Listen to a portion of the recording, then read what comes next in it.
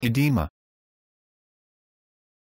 Edema, formerly known as dropsy or hydropsy, is an abnormal accumulation of fluid in the interstitium, which are locations beneath the skin or in one or more cavities of the body. It is clinically shown as swelling. Generally, the amount of interstitial fluid is determined by the balance of fluid homeostasis, and increased secretion of fluid into the interstitium or impaired removal of this fluid may cause edema. Classifications. Cutaneous edema is referred to as pitting when, after pressure is applied to a small area, the indentation persists after the release of the pressure. Peripheral pitting edema, as shown in the illustration, is the more common type, resulting from water retention. It can be caused by systemic diseases, pregnancy in some women either directly or as a result of heart failure, or local conditions such as varicose veins, thrombophlebitis, insect bites, and dermatitis. Non-pitting edema is observed when the indentation does not persist. It is associated with such conditions as lymphedema, lipedema, and myxedema.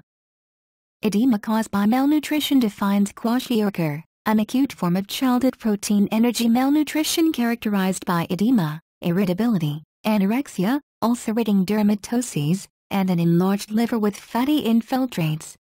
The insufficient protein consumption, but with sufficient calorie intake, distinguishes it from marasmus. Kwashiorkor cases occurs in areas of famine or poor food supply. Cases in the developed world are rare. Generalized. A rise in hydrostatic pressure occurs in cardiac failure. A fall in osmotic pressure occurs in nephrotic syndrome and liver failure. Causes of edema which are generalized to the whole body can cause edema in multiple organs and peripherally. For example, severe heart failure can cause pulmonary edema, pleural effusions, ascites and peripheral edema. In rare cases, a parvovirus B19 infection may cause generalized edemas. Although a low plasma oncotic pressure is widely cited for the edema of nephrotic syndrome, most physicians note that the edema may occur before there is any significant protein in the urine, proteinuria, or fall in plasma protein level.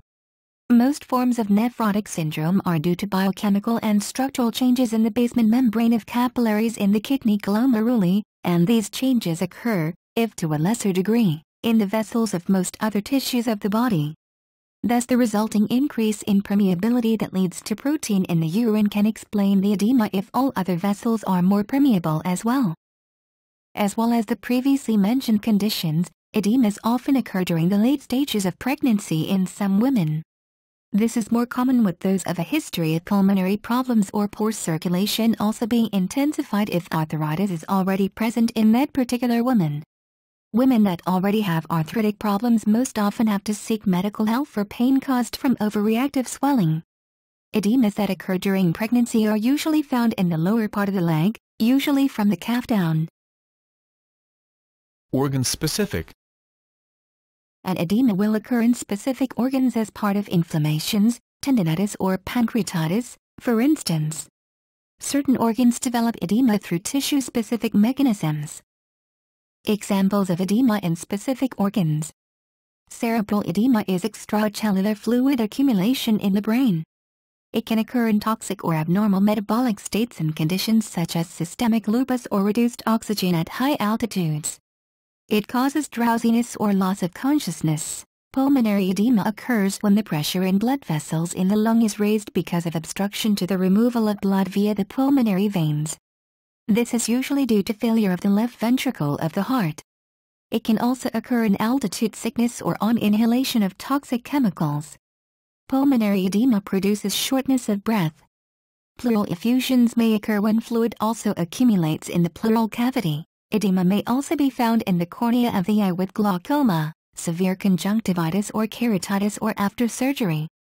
It may produce colored halos around bright lights. Edema surrounding the eyes is called periorbital edema or eye puffiness.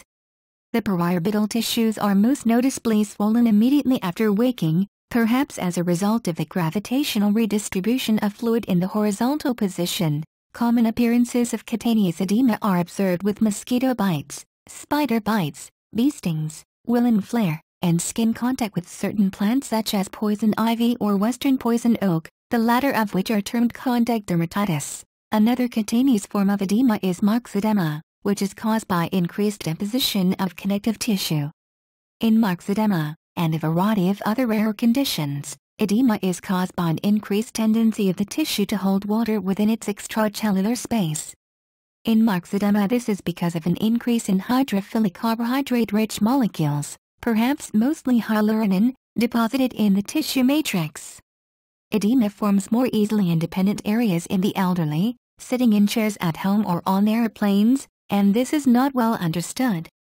Estrogens alter body weight in part through changes in tissue water content.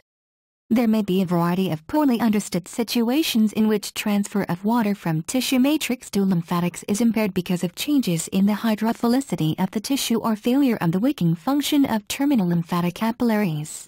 In lymphedema, abnormal removal of interstitial fluid is caused by failure of the lymphatic system. This may be due to obstruction from, for example, pressure from a cancer or enlarged lymph nodes, destruction of lymph vessels by radiotherapy, or infiltration of the lymphatics by infection, such as elephantiasis. It is most commonly due to a failure of the pumping action of muscles due to immobility, most strikingly in conditions such as multiple sclerosis or paraplegia. It has been suggested that the edema that occurs in some people following use of aspirin-like cyclooxygenase inhibitors such as ibuprofen or indomethacin may be due to inhibition of lymphoid action. Hydropsy fetalis is a condition of the fetus characterized by an accumulation of fluid, or edema, in at least 2 fetal compartments. Mechanism. 6 factors can contribute to the formation of edema.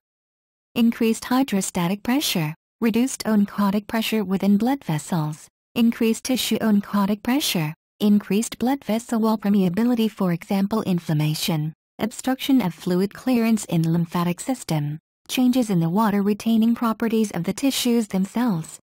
Raised hydrostatic pressure often reflects retention of water and sodium by the kidney. Generation of interstitial fluid is regulated by the forces of the Starling equation.